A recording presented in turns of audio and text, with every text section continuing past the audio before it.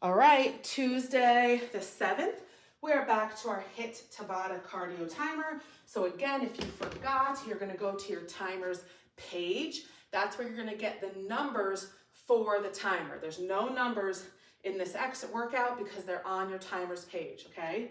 So we have pogo jump squat, hip dips, plank toe touches, bob and weave squats, which you can add a punch if you would like. Pogo jump squats. Hop, hop, squat. Hop, hop, squat. Hip dips.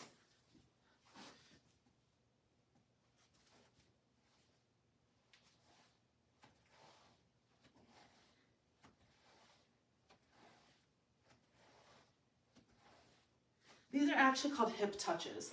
So I'm gonna try, I'm just gonna fix it now. Hip dips are actually when you're in a side plank and you dip your hips up and down, but you'd have to do each side. So that's why hip dips would not be in one of these timers unless you had hip dip right, hip dip left. So those are actually called hip touches, plank toe touches.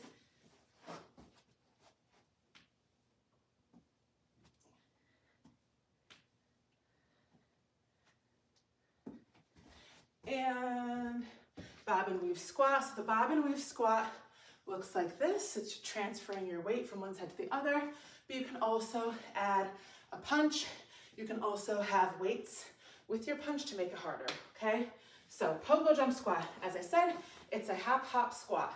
So it's a little hop on your toes, little hop on your toes, jump squat. Hop, hop, out, hop, hop, out, okay? If you cannot jump or whatever, but you don't quite need the no sub whatever page, you can do just a weighted squat, body weight squat, come up with something besides that little hop.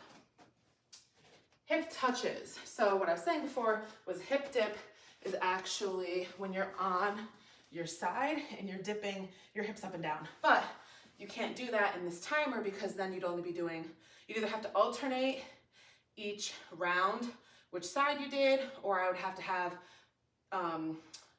certain, like it would have to say hip dip right, hip dip left, plank toe touches something. You'd have to have both. So my bad, it's called hip touches. So you're gonna be in elbow plank and you're going to just sink down to one side, try to touch your hip to the ground, return.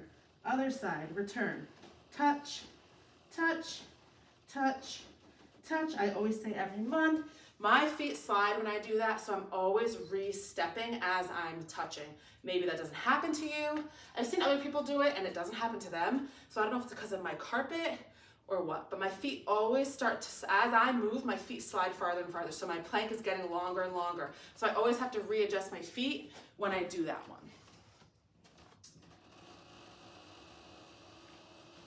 I've got some serious heat kicking on or something's going on over here.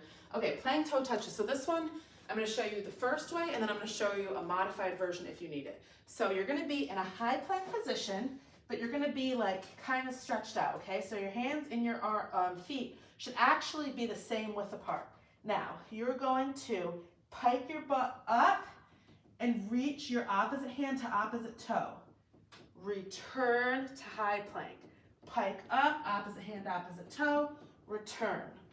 Pike, return, pike, return. As you do it, especially when you do the first like one or two, you might not be in a good position, so you might notice you'll have to move your hands either closer or farther away depending. It's not a big deal if you don't touch your toe, but I just like to, so I always try to make sure I move my hands to where I can actually reach my foot. Now, your other option, if that's too much on you, like some people say it's a lot on their shoulders, is you're going to lay on your back, arms out to the side, feet up, and they're flexed, okay? And then you're just gonna opposite, opposite, opposite, opposite, okay? That would be your modification.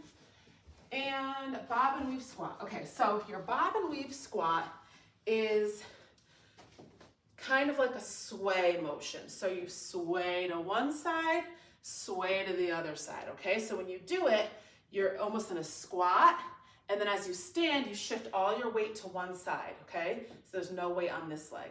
Then I go back to my squat, shift, now all the weight is on this leg. So I'm shifting weight, shifting weight, shift and come up on your toe, shift, come up on your toe. That's your bob and weave squat. Now, you can add, like I said, a punch. You can also hold a 2 pound, 3 pound, 5 pound dumbbell in your hand and punch as you do. I don't necessarily recommend anything higher than a 5 pound because it's really not about the punch. It's more about the shifting of the weight, because every time you do that, now all the weight is on one leg, okay? So it's about singling out your legs.